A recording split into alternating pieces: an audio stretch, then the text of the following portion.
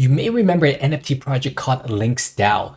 Their goal was to buy an actual golf course for the golf community. Early last year, they sold out 10,000 NFTs in only 45 minutes and raised a whopping $11 million. With that membership, you get the power to vote on what happens with that treasury. Now, that treasury is not transparent. We don't know how much is in it, but with $11 million in initial sales and multi-million dollars in secondary sales, there's got to be a lot of money in there. It's been over 1 year since the initial launch and they have not bought a golf course yet. However, they have provided a ton of benefits to the community so far with some unique partnerships and access to some exclusive courses. Fast forward 1 year later, just a few weeks ago, the LinksDao, which is actually a DAO, a decentralized autonomous organization, voted with a whopping 88% yes to purchase a golf course, an 18-hole course just outside of Scotland. 3,800 votes for yes, with 8% saying absolutely not and 3% abstaining completely. There were 953 unique voters, and what makes that unique is that in the peak bull run before the bear and winter and the FTX collapse, there was 977 unique votes. So what that really means is that the community, whether they've transferred wallets or not, is really engaged. The Scottish golf course is called Spey Bay and the bid is for $9 million.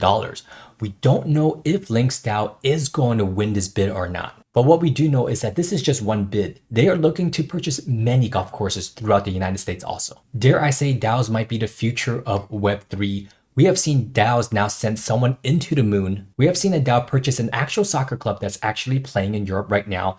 And we might see a golf course purchased by a DAO later this year. With the PGA clashing with LIV and LIV absolutely tanking on its debut, LinksDao is here to save the day. Full disclosure, I don't own any LinksDao. I don't know the owners. I can barely hit a golf ball off the tee at Topgolf. But I might start picking up a stick and start swinging because DraftKings is also launching a PGA Tour NFT fantasy golf game. I don't know much about golf, but I do know about competition, and there's probably isn't as much in the NFT fantasy sports world as there is in the regular sports betting world. And if DraftKings is putting up millions of dollars, I have a good shot of getting a little piece of that. Since we're on the topic of DAOs, and I've mentioned this DAO multiple times on his channel already, Nouns DAO has done it again. They have featured a fashion collection at NFT Paris. Not gonna lie, it looks pretty good. I would buy one for my wife to rock. If you don't know about Nouns, they were probably the DAO that started everything. Everyone mirrored its success and it's still successful today.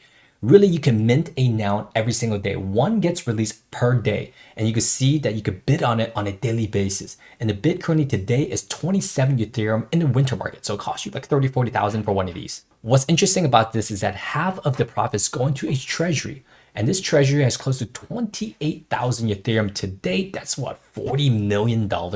I'm sorry, 46 million to be exact. And you can see that there are a ton of proposals. And the fashion that they teamed up with to release an NFT Paris was just one of many. They've done Super Bowl ads. They've sent some stuff to space also before. Getting back on track, they teamed up with Danit Peleg, hopefully I'm saying that correctly, a fashion icon, to develop these, well, I thought it was 5. It looks like 6 or 7 fashion pieces derived from actual noun NFTs. Those are CCO, so the full rights belong to everyone. So everyone could create derivatives of them, and that's what we see right here. They did a full fashion shoot, and you know what? Pixelated nouns NFT art looks really good in real life fashion. Who would have thought? You know you're in with the fashion world if you made it in on Vogue's magazine, and that's exactly what happened to Nouns, making headlines, making news splashes again.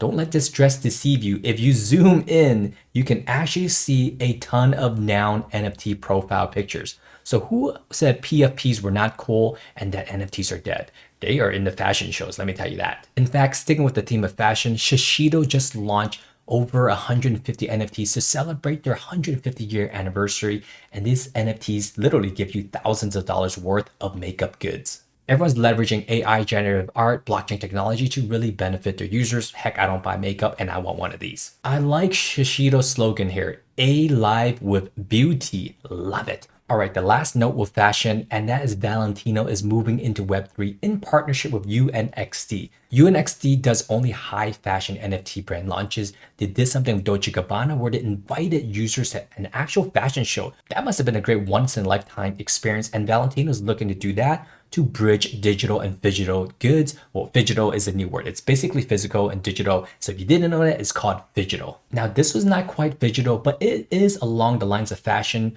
Artifact teams up with Ledger to launch a Artifact Clone X branded hard wallet. Artifact itself is owned by Nike, which you know is a fashion brand, and Ledger is touting itself to be like the next Apple, to create a little Apple iPod hard wallet thing where you can bring it around, something that I would never do. But this one I just made, it looks very sleek. It has the brand and logos of Artifact and Nike, which I believe is going to be one of the hottest brands in the future if they make the right moves. Fingers crossed here. And one thing Artifact is known for is their high-end digital collectibles.